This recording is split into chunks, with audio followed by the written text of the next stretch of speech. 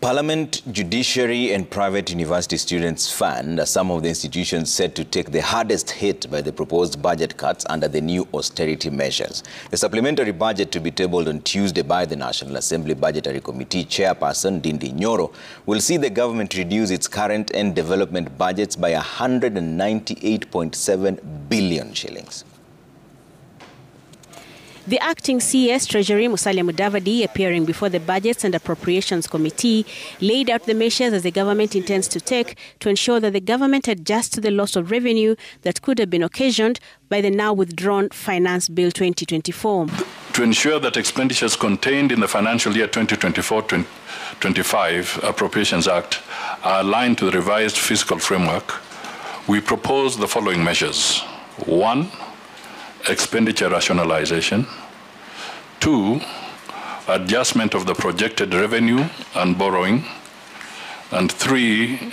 To implement policy measures to contain wastage.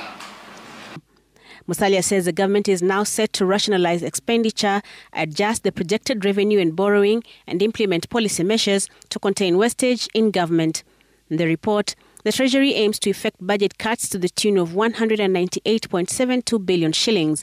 The cuts will affect both recurrent and development budgets. Among the areas that will be hardest hit on the recurrent spending will be the overall operations and maintenance costs to the tune of 14.8 billion shillings. The confidential vote will be slashed by 3.6 billion shillings, while Parliament will have its spending cut by 2.7 billion shillings. While the removal of the office of the First and Second Lady offices will save the taxpayer 1.25 billion shillings, and the reduction of Phase 2 of the salary adjustments will see 15 billion shillings cut from the budget.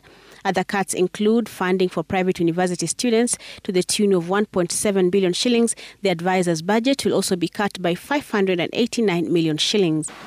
As indicated earlier, the withdrawal of the 2024 Finance Bill forced the government to forego an estimated revenue amount of 344.3 billion.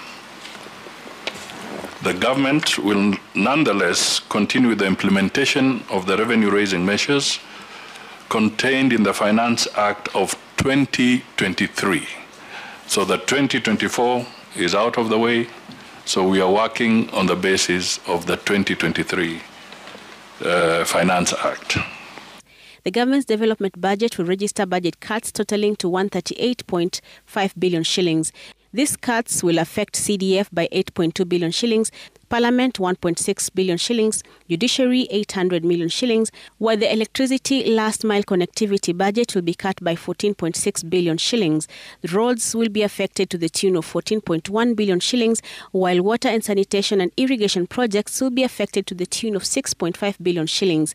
Other areas to be affected by the budget cuts include police modernization, school infrastructure improvement projects, university infrastructure, settling of the landless and the hustlers fund, which will be reduced by 2 billion shillings. The Budgets and Appropriation Committee terming the revised budgets as uncharted waters for the country. This is unprecedented, where we are having a supplementary budget barely below a month after we pass the main budget.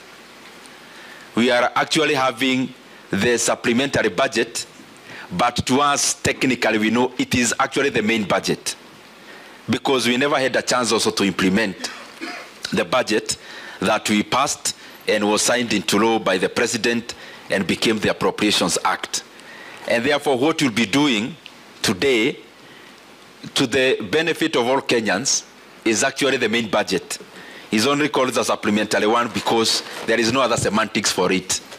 Because it's the first time in the history of Kenya that a supplementary estimate is coming into place barely a month after the new financial year comes into force.